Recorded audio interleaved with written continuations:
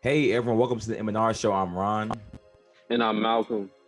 and today we have a special guest, Mr. No Layups. You all can follow and subscribe to him at No Space Layups. He said he's the second one on YouTube. Najee. What's up? What's up? Glad to be here. Glad to be here. Yeah, all right. You know, my name is Malcolm. Me and Malcolm got our boy in the show today, so we're gonna talk about some Kyrie talk. Hey. Let's talk. Man, we finally be able to talk to you. I haven't seen G in a while. It's finally good to talk to you, G. It's finally good. Now, when we talk about this stuff, man, I don't got time for this, the biased opinions. I want to get some real opinions now. I got you. All right, that's all I want to hear. All right, go ahead. All right, so today we're going to be introducing a topic about Kyrie Irving and the Brooklyn Nets. We want to talk about Kyrie's absence. A lot of people were really adamant about this. Like, I want to know what the M&R show has to say about this. So we wanted to do it all in one video. So here you guys are. We'll have two other topics later, but I'll let Najee start this topic. Hey, man. Kyrie is who we all want to be as an employer. As an employee. He takes the power. He's an employee, but he has the power of a manager. We all been at times where we just ain't felt like going to work, whether we was dealing with stuff or not. So I like most people can't just call out and say, I'm not coming to work. Most people got to go in. So they hating. There's a lot of hating going on. The man told his job he won't go show up. When the man works, he's phenomenal at it. I don't see no issue. It won't like he was missing anything that mattered. Hey, I just feel like it's a lot of envy and hate going on because Kyrie doing what a lot of people wish they could do at their job. Yeah. They go to work with an attitude like, man, I ain't gonna go here, I'm gonna quit. Boy, you gonna still be clocking in. Kyrie said, no, I'm not gonna show up. I need a mental break. And that's what he did. I respect it. He ain't hurting us in no way. He ain't hurting us. Malcolm, how would you like to respond to that? Ron, I need to speak. No, definitely. So you're telling me, what Kyrie is doing is what everybody else wants to do, just to clock out. $1 billion job, a job that's getting you paid millions of dollars where you are a professional athlete. Let's make sure we understand this first. What becomes for an athlete when you play in the NBA? A professional. You have to be a professional. And you think that you can just go off, you just can go off work anytime you want to. Oh, yeah, I just told my coach. Oh, no, I told my teammates before I told my coach. This is a professional. Yeah. You have to handle it like professionally. You know how many people wanted this job? You know how many people wanted the opportunity to be in the NBA? But just because Kyrie thinks it's all good, he can do what he wants. Are they as good as Kyrie? I know. If you was a boss, and you seen an employee just taking off anytime he wants to, it affects you as a coach because you're trying to have your full team here. You're expecting to have your full team here, and if you're trying to have a championship, all championships understand that you got to be professional athletes. You can't just be playing around and then expect to get a championship because that doesn't fall in your hands. I just don't understand this, G. You and this Kyrie, I don't understand it at all. I don't. I mean, I feel like in this situation, I'm like the medium, G's the high, and Malcolm is the very low on this topic. Like, because I'm kind of, I understand both sides because, like, I do understand some people, you literally need a break sometimes. I know we all need a break. But at the same time, I never been paid millions of dollars. But at the same time, I'm not sure if that really is going to affect the team. And I would say, well, dang, fans, pay to see the game, but there's no fans either this year. So I can't even use people pay their hard-earned money. It's not easy to go to a basketball game. It's somebody that even is from a city with just the Wizards, and their night tickets aren't even expensive. It's probably a Brooklyn game. But since there's no fans, I can't really use that as an excuse. So really, only that I can think of is really just TV. It's just something to talk about, like, because I don't know how this is going to affect the Nets in the long term. I don't think it will. Now, if he does this again, then I'm going to become very low because I don't think he can do this twice. I don't think he also will do this twice. It's just no way he does this again. It's this season at least. Maybe next season. This season, I don't think he'll do it again. See, this is the point. This is the point where you gotta understand. Number one, like if you think about this, Kyrie, on the other hand, is supposed to be the best player, one of the best players in the league, right? Is that correct? Top 15 players. And the Brooklyn Nets aspirations are what? Championship. Is that correct?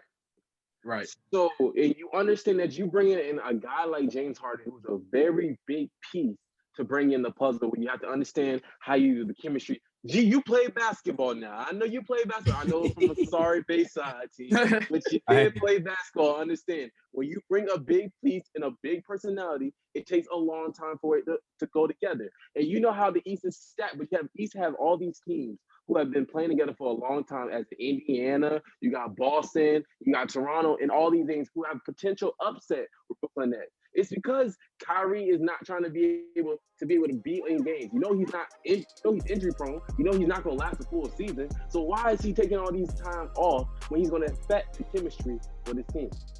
Well, if he's injury prone, wouldn't this break actually help him? Possibly. The break actually in COVID and doing COVID protocols. Yeah.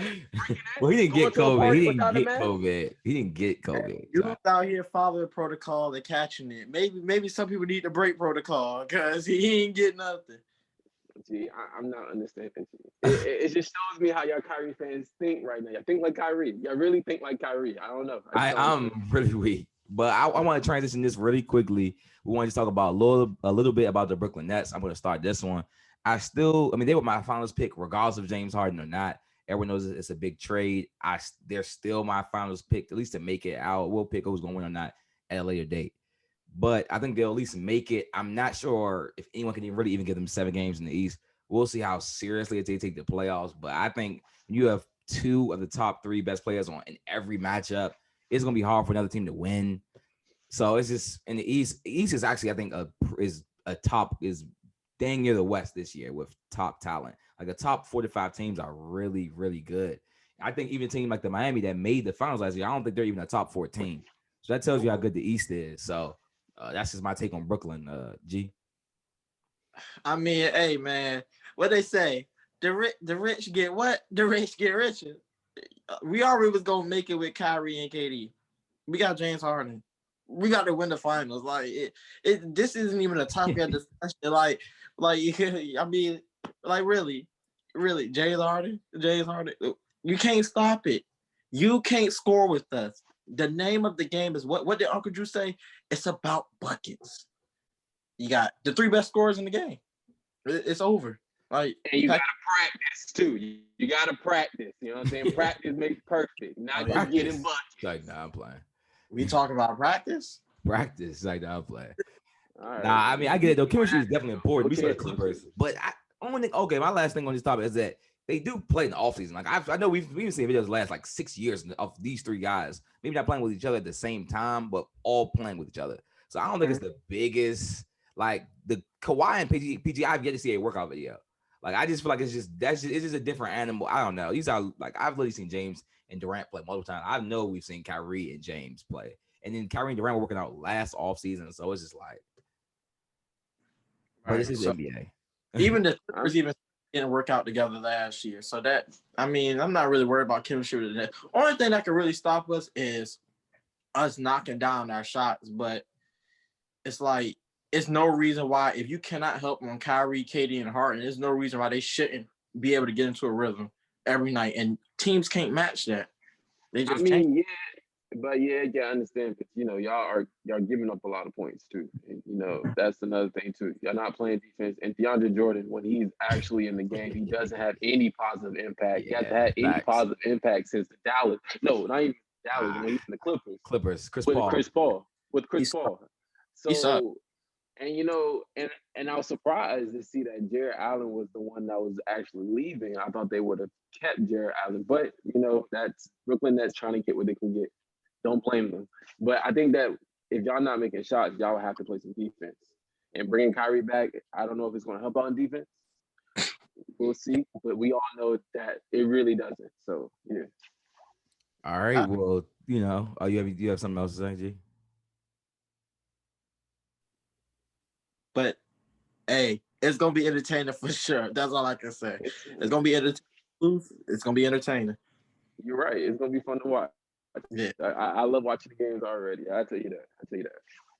Okay, well, thanks G, thanks for coming. Everyone subscribe to his podcast. All right, we'll catch you. All right, man.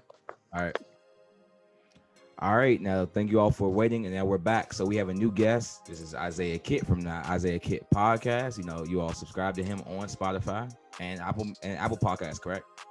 Yep, Apple Podcast, Spotify, so forth. Yep. Okay. I'm glad to be You got the Lakers jersey on. Of course. But all right, so Isaiah, we come to talk football with us today. So today we're going to start off with where will Deshaun Watson land? Are these locations even good destinations? We're going to give you all 6 destinations, and we're going to talk about each of the 6. Our first one is the San Francisco 49ers. I'll start with this one. I think this is probably one of his best fits because Kyle Shanahan, we know, is a top 3 play caller in the NFL. It probably really wouldn't even be fair to have them together because, I mean, this guy's elevated Jimmy Garoppolo, other QBs that are very mid-tier QBs. So, I mean, only that scares me is that they don't really have that many picks and the cap room is very not well. So I don't know how possible this is based on that. Malcolm?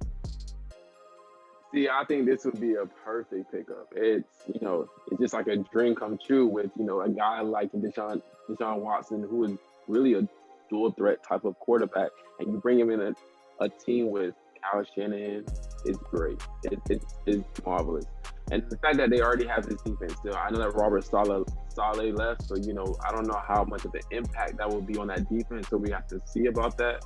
But one thing is that bringing in Deshaun Watson, are you sure that Houston's going to bring in a guy like Jimmy Garoppolo? That's something that we got to understand too. I don't know if they're going to be like, yeah, let's get Jimmy Garoppolo. I don't know because with his injury concerns. So how about you, Isaiah? Right. So it's funny that you guys say this because on my latest episode, I talked about the top 2 destinations I think Deshaun Watson's go to. I heard rumors and stuff about the Jets. I really don't understand because the Jets, like, you look at their franchise, they haven't won a Super Bowl since like the late 60s with Joe Namath. I don't love that particular choice, but I was thinking San Francisco, great choice with Kyle Shanahan. Big fan of Kyle Shanahan and what John Lynch is doing with the 49ers, but they got to work out their, I don't know if their cap is flexible enough, but a team that I really like and I was really high on this team coming into the year, and I'm going to be really high on them next year, is the Miami Dolphins with Brian Flores. Defense is so Belichickian, and this might be one of his disciples that actually work out. He may be like the needle in the haystack.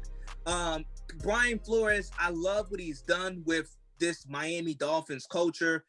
Their defense is all world. Their secondary, they spent a lot of money into their secondary. Now it's time to recoup. Go do whatever. If you're in Miami, do what you have to do to go get Deshaun Watson so you can elevate into a Super Bowl contender team. And you guys are talking about San Francisco. Do they have enough draft capital and salary cap? Well, Miami has the picks. Miami can offer up this first-round pick, give their first-round pick back to Houston. I don't know why you gave it up. You gave it up for Larry Matutsel, but that's neither here or there. And then you give them Tua, and they go, they decide what they want to do with Tua. But I think the Dolphins, Deshaun Watson heading to Miami with Brian Flores, I think that's a great match. Yeah, Miami is the other one of the 6 we were supposed to talk about. I think that's probably his actually number 1 location. I have that and somewhere else that we'll get to later. But they have a lot of draft picks. A lot of other teams are like, oh, this is a good fit. But like, can you get this guy though? It takes 3 picks and probably a QB to at least sit there for a year to get him. If you can't give that up, and probably it might take a little more than really 3 firsts. It might take 3 firsts and a couple of top 100 picks, period.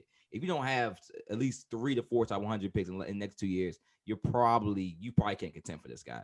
And look, again, they have literally the Texans pick, so they could literally just get their own picks back, which is pretty funny. But regardless, the first round pick is a first round pick. Malcolm. See, what I think Miami could be a good place. And you talk about the defense. That defense was very, opportunistic. Something that, and they give up a lot of yards, so we never know how the defense is going to look, now. And I understand that they need some receivers. Miami is really faulting their receivers, other than what they what's the receiver name? Devontae Parker. Other than Devontae Parker, most definitely. After that, you have the tight end who's very good, but you have no receivers other than that. Right. So I mean, that's a good pickup. That's just it's a good pickup for Miami. But if I was Deshaun Watson and I just sat down, let's just think about it. Deshaun Watson just sat down and say, hey, who have I could pick with these 6 teams? And I'm thinking about Miami. Very good to be in Miami. Bright. Palm Beach, everything happening good time. But let's understand about Chocolate City in DC now. If a black quarterback and Deshaun Watson can come to the Washington D.C. to the Washington football team when they having a new name, a new pitcher, under a guy in Ron Rivera with that defense in Chase Young and Montez Sweat and Terry McLaurin, let me tell y'all now. You're not gonna be able to keep You all those know, people. you know how much that will be. Actually, you give up a lot of draft capital, and I understand that you're gonna have to do that for a guy like Deshaun Watson. But do you understand that type of defense and that type of team and how much press that Deshaun Watson will get? He has a good situation with Ron Rivera. You have a strong. I mean, our offensive line was a lot better. The Washington offensive line was a lot better than people thought it was. Yeah. So let's think about that. You add another receiver. You still have a tight end, Logan Thomas, who's been very good this year. And then you have Terry McLaurin. Then you have that defense, and you have a strong culture building right now. I'm telling you, Deshaun Watson could work in Washington. Yeah, I've been hearing definitely. I've been hearing. Well, let me say this. I've been hearing a lot of buzz from fans. I haven't heard any actual like Schefter buzz or actual source buzz. Let's start there. I've heard buzz, but not from the sources I need to hear buzz from. But this, I mean, this will be a good fit technically because I mean they just made the playoffs. They're probably a QB away, but at the same time, I don't know if they have the resources. They don't have anyone else's first. They do have some like fourth, but those aren't top 150 picks, so no one really cares if it's not 100 top 150 pick. That means the value is trash. So no real value picks. They could give up 3 of their next 3, but dang, that's a lot. That's a lot. And then they're not afraid of destination, so they'll have them. It's like, okay, we had to lose probably Chase Young or Sweat as well because you can't keep both. You have to probably give up one of those players because they don't want no one. Alex Smith is not a trade piece for any team. Yeah, he's done. So that's not a trade piece. Neither he'll probably retire if they do try to trade him as well. I would believe if you all probably believe that as well. So they're gonna have to give up a lot. I mean, they can, but it's gonna be a lot. So we all can agree Deshaun Watson, he's a top 5 quarterback, right? Definitely. Top 5. Okay. So, and I was just thinking about this. The Seahawks gave up 2 first-round picks for Jamal Adams. The Rams gave up 2 first-round picks for Jalen Ramsey, and the Bears gave up 2 first-round picks for Khalil Mack. Now, I don't know if those are great. Those are all 3 great defensive players. I love Ramsey. I love Khalil Mack. I like Jamal Adams. But we can all agree. Would you rather have those 3 defensive guys or Deshaun, Brian Flores in Miami? So I do agree with it. Now like Ron said, I haven't heard any like Schefter or Rappaport. I've seen a report. They said Washington's in the mix. So I seen a report that said that maybe it's one report. So never know. But they said Washington is rumored to be interested in it. So let's just clamp it down for a second. We might see what's going on. You understand that you got Daniel Snyder as the owner. If he likes this, he's pulling anything to get it. That scares me. He pulls anything to get it. And that's the bad and good things about a guy like Daniel Snyder. He gets what he wants to get. You know what I'm saying? So I get you. He does. Yeah. Okay. Okay. I want to talk about two other destinations. The Jets and the Colts. I'm gonna start with the Jets. The Jets, I think, are probably actually the number 1 team that can get Deshaun Watson. They have the most to give up. If any team is going to go get him, it's probably there. They have to be the favorite. They have so many picks. They have so many picks in the next 2 years specifically. So they can. That means the Texans can get a fast rebuild. They can give him a quarterback that I think is still can be elite.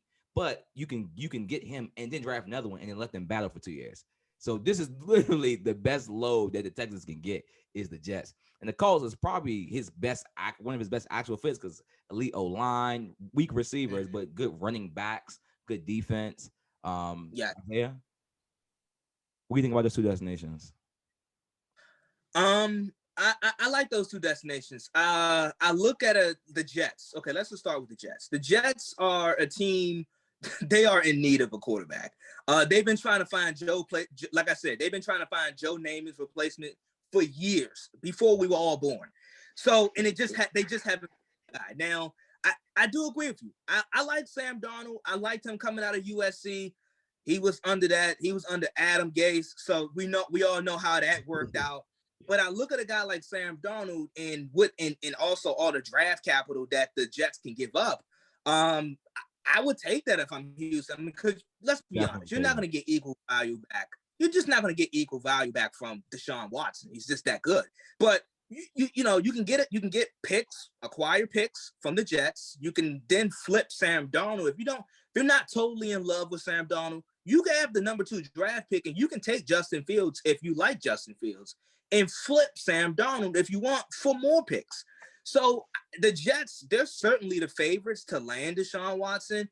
I mean, me personally, if I was Deshaun Watson, I wouldn't want to go to the Jets, but it's a great situation. And then also he was, Robert Saleh and Eric Bieniemy was one of the 2 coaches that he was very interested in the Texans interviewing, knowing the Texans, they butchered it, and now Saleh's in the Jets. So that could work out. And then Indianapolis, I like Frank Wright. I like Chris Ballard. I love what they have done everything perfectly, like literally everything perfectly, except the quarterback position.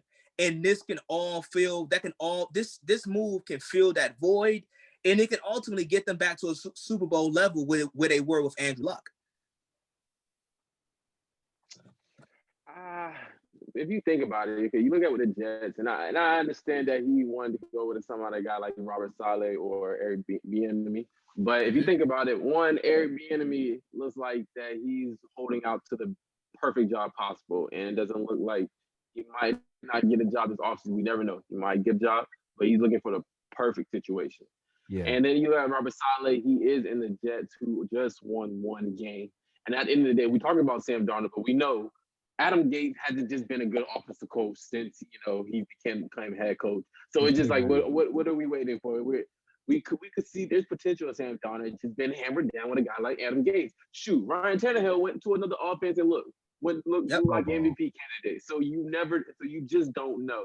And I think that they're probably more excited to be able to build around this team, give Sam Darnold some receivers finally, and see if they can be able to make some things work. Because, Robert Saleh brought in the run game coordinator from San Francisco. So, that could be a very good run team, pass play action, which is good for Deshaun Watson. But if I'm Deshaun Watson, I'm looking for a team that's going to be able to take me to the playoffs. And they're looking playoff ready right now, because the situation in Houston was saying it's going to be the same situation that you have in the Jets.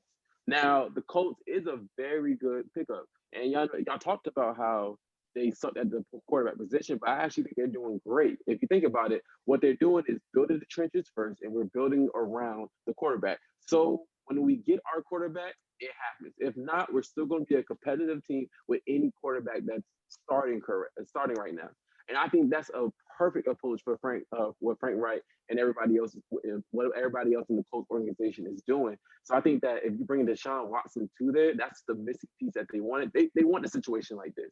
And when you bring in a guy like Deshaun Watson to this situation, that's Super Bowl contenders for the Colts. So Colts is a very good destination too. I hope the guy that Colts stay cheap and might find somebody else. But if they get a guy like Deshaun Watson, it's over. It's really over. Yeah, well, only last thing I guess is the only thing the Colts is they don't really have as many picks as like a Jets or the Miami. That's why those just have to be the favorites because they have the picks. They just have to be the favorites. I mean, other teams could be better fits, but they're just the favorites because of the draft capital. Right. See, I mean, okay, you talk about the draft capital, and I understand about the draft capital, but at the end of the day, what teams like the Colts, who feel like they have hit at every important spot on their roster, they're willing to give up more first round picks. So I know that you probably don't have any other first round picks, but they can still give up their 21 to 22 to 23 and a couple second round picks. So they could really do that, as in, because we already have our pillars set, our building blocks set on our roster. So we might as well just get the quarterback in that we have, and we should be good. And we should continue building on the late rounds of the draft, which they have been doing. They've been hitting. Yeah. The Colts have literally. Yeah, that's another thing too. I also look at Indianapolis. You got to think about like divisions. Like I wouldn't want to go to, if I'm Deshaun Watson, like hypothetically, I wouldn't want to go to the AFC West because I got to go battle with Patrick Mahomes and Justin Herbert. When you look at Indianapolis, that's not going to be no good. But if you look at Indianapolis, they play in the AFC South. the AFC South, I mean, as long as I've been watching football, it's always been one of these weird divisions where, like, you know, after Peyton Manning left and they, you know, the Colts didn't dominate the division like as much as they used to, it's been such a weird division. So it's a winnable division. And like Malcolm said, they have hit on everything. I mean, Chris Ballard and Frank Wright, they have hit on everything. They have young players at the right positions. Like you look at Darius Leonard, Quentin Nelson. You look at the great offensive line that they have. They've hit at the right places at the right time. And I think this is the time to make the move for the quarterback. Don't play cheap. This is the time to make the move for the quarterback. Yeah.